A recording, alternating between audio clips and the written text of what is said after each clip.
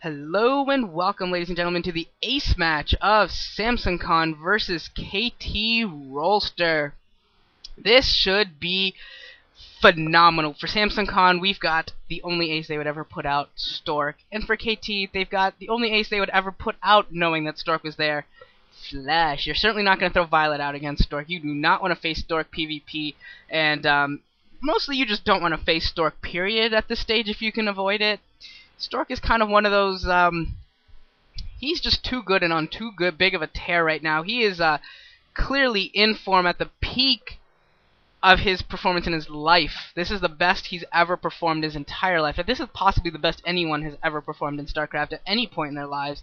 In this little stretch we've had the last couple months, taking down all of the top players really in his sights. I think he already has the 1-0 lead on best. He's knocked off Zero and Calm and Jaedong in best of matches. He's just absolutely rocking this world left and right. And if he takes both crowns, the OSL and the MSL, I think he'll be the first. And I think one person has had both the OSL and MSL crown at the same time. I think that there's one person. I can't remember who. Maybe Nada. Can't remember off the top of my head who that was, but he is just absolutely dominating this world, and StarCraft is his domain. You do not mess with him at this moment, and he is the dominator.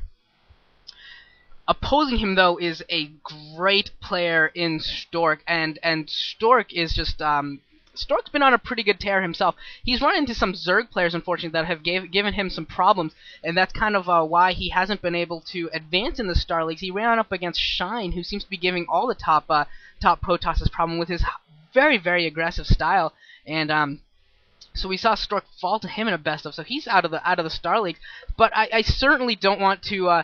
You certainly don't want to be facing Stork on any given day. He is certainly one of the top players, and I think Team Liquid even has him ranked like second on their power rankings. I Casper ranking, I'm not sure where he is exactly, but I'm sure he's top 5 or top 10. And yeah, he's just absolutely dominating. And the last time these guys met in the OSL, I think it was actually the group stages. Stork actually took a game off of Flash and on Heartbreak Ridge, so he was actually doing. His last couple games have been victories against Flash. So if anyone could take him down, it would be Stork. Stork's PvT is legendary throughout the years. It has been an extremely powerful matchup for him. He is the Dino Toss. He is the Bird Toss. His Carrier Micro is pristine. His Reaver Micro is also exceptional. So both of those are possibilities for him to use in this game. We could be seeing Reavers and/or Carriers, a resurgence of the Bird Toss going for an aerial attack. That would be absolutely epic if you did something like that. And only one SCV on gas, so it looks like we're probably going to see a fast expansion once again from Flash. Normal TVP Siege expand, and we'll see how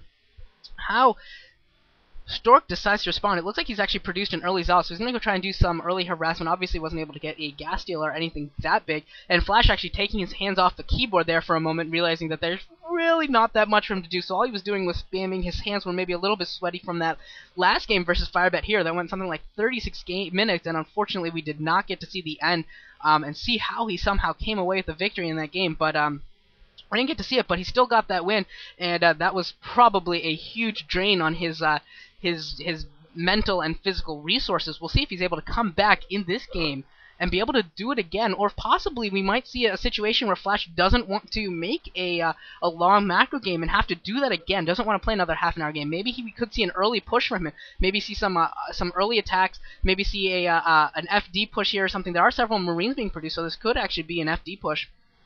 Haven't gotten a good look at the base again in a little while, and Cybernet's core is spinning, so we are getting Dragoon range, and yeah, I think Flash may go for more of a 2-base play, might go for a 1-base player. Like, these guys spinning the machine shop, so we'll see.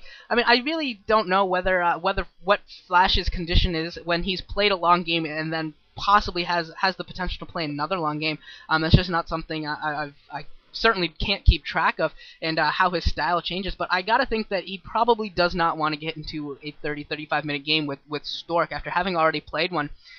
It really is quite taxing, especially at the pro level where you've got to be pretty much perfect every step of the way in order to be effective.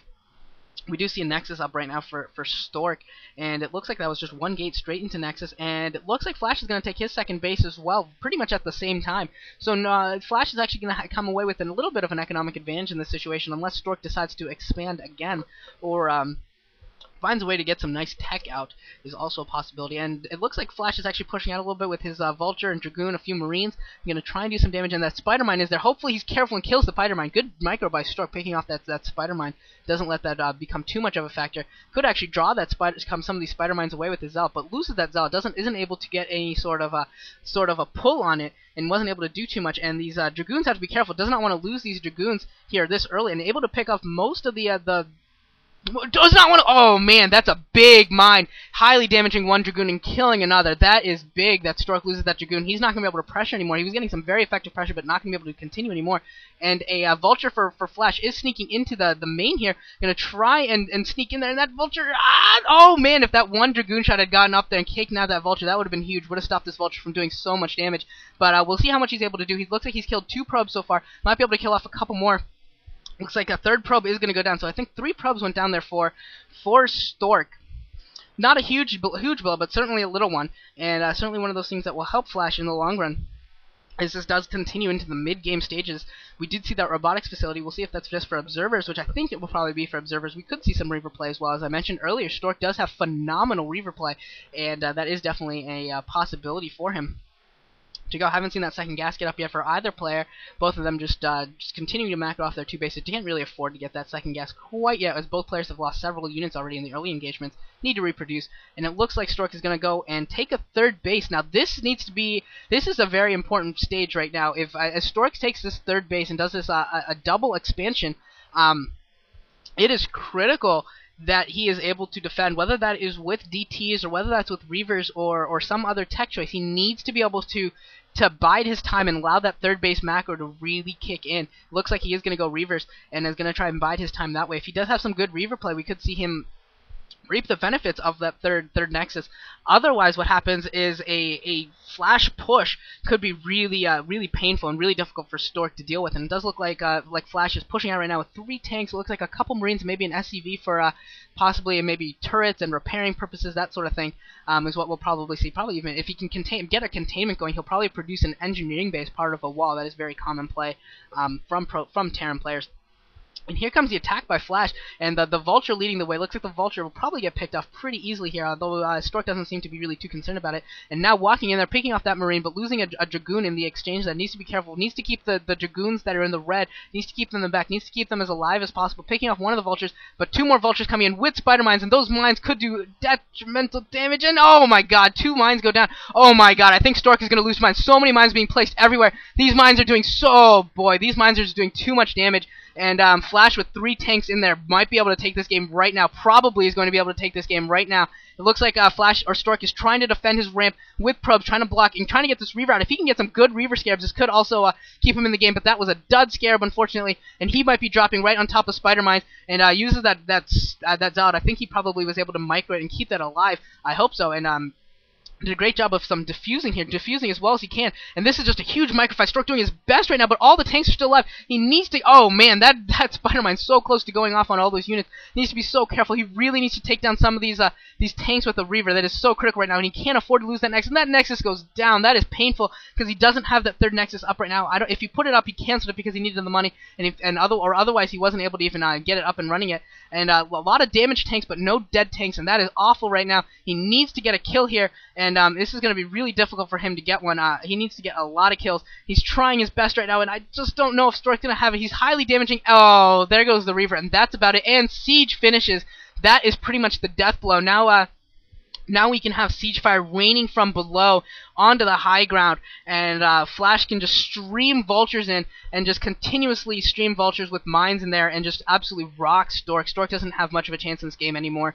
He's pretty much out. It looks like Flash is wandering around, just making sure that there isn't another hidden base that it could keep Stork alive in this game. He doesn't know it yet, but there is not a hidden base. There is nothing that's going to keep Stork alive in this game. Now we get a little bit of a Vulture run by, and this game is so over. But it is an ace match, so a lot of times you will see players stay a little bit longer than they maybe need to, or maybe should, just hoping that they can come up with some ingenious play. But this is not going to be the case in this situation. Stork is forced to GG. Flash takes the win for KT Rolster, and you've got to feel disappointed. So much potential for an epic match, and Stork with some missed micros. They're not able to micro against those mines as well as he could have, and I hate to say it, but I almost blame Great for this entire situation. Great should have been Violet in that 4th set, and if that happens, you never have to see Flash again, and that's really the situation we want to be in. You don't want to face Flash in an ace match. It's just not a whole lot of fun, and you don't really give yourself a whole lot of a high chance of victory in any case. So, yeah, Flash gets the victory there. Probably was a little bit of a favorite in this matchup. It's very close, but just the form that Flash was in, you had to favor him in that matchup, and he gets the win here. And KT Rolster gets the win as well over Samson Khan. So Samson Khan's great streak ends as Stork and Jambi both get wins, but no ace match win for Stork, as we've seen several times this round. Anyways, I guys hope you liked this series. I will, I don't know, we'll see what happens next. I'll try and find some more games to cast, and I will see you later. Bye-bye.